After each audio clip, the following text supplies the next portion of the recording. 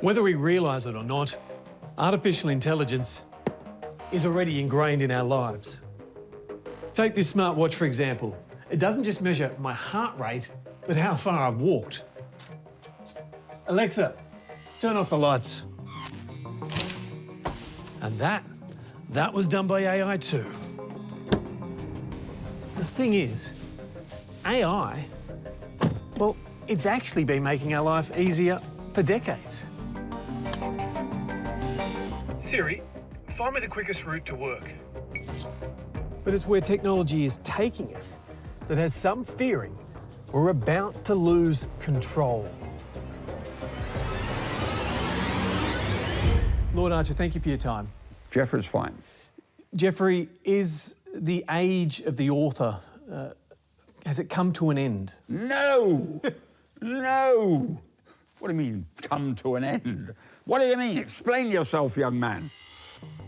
For a man who's spent nearly 5 decades writing for a living, Lord Jeffrey Archer now fears for his profession.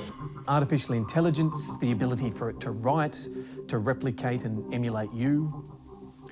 It's a serious question, and I find it very hard at the age of 83 to believe that when I spend 1,000 hours on a book, some machine will be able to do one of my novels.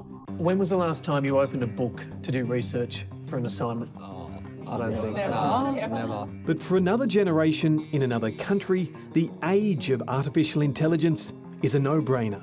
My mum talks about all the time how lucky we are to have all the research that we have, because she's like, it was never like that when we were at school. So what is artificial intelligence, or AI as it's commonly known?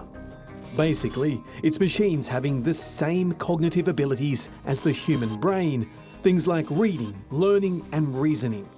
And while it may seem new, it's not. It seems probable that once the machine thinking method has started, it would not take long to outstrip our feeble powers. At some stage, therefore, we should expect the machines to take control.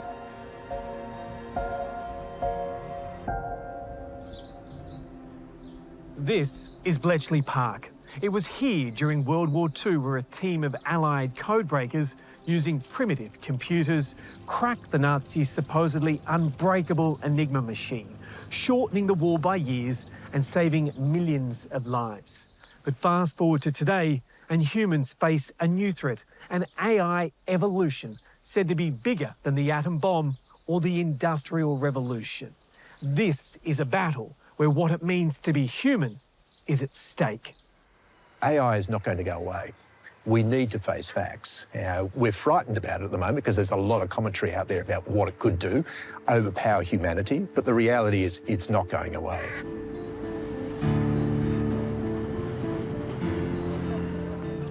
I've long been fascinated by artificial intelligence, both the potential for good and the possibility of evil. That's why I'm in London, hoping to find some answers. I don't quite know whether I'm excited or nervous at the guy I'm about to meet, and I can tell you honestly, it's taken weeks to earn his trust. He's a former boss at Google's top secret research arm, and he says tech companies, big tech companies, have stuffed up.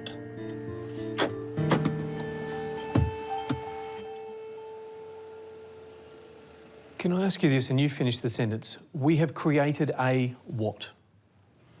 We've created our next master. We have created our salvation or destruction. It's pretty loaded. Yeah, I've held off for a very long time. I've just kept it in my heart until I became more and more certain. We are at a point in human history where we're handing over control. His name is Mo Gaudat. He's agreed to sit down and talk to us about what he believes are the very real dangers of AI.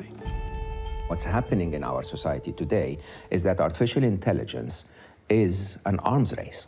It really is not about just creating amazing technology. It's creating it before the other guy. It's inevitable. Think about it, Jonathan. If China develops AI, America will develop AI. If Alphabet develops AI, Meta will develop AI. This is inevitable. This is the capitalist system that we've created is creating that prisoner's dilemma where I have to be ahead of the other guy. Money is being poured into this on every country on earth to stay ahead of the next country. I saw a distinguished American suggested we had 6 months moratorium. We all sat still for 6 months to discuss the consequences of AI. They ain't going to do that. The North Koreans aren't going to do that. The Russians aren't going to do that. The Chinese aren't going to do that. We've got to keep up with them.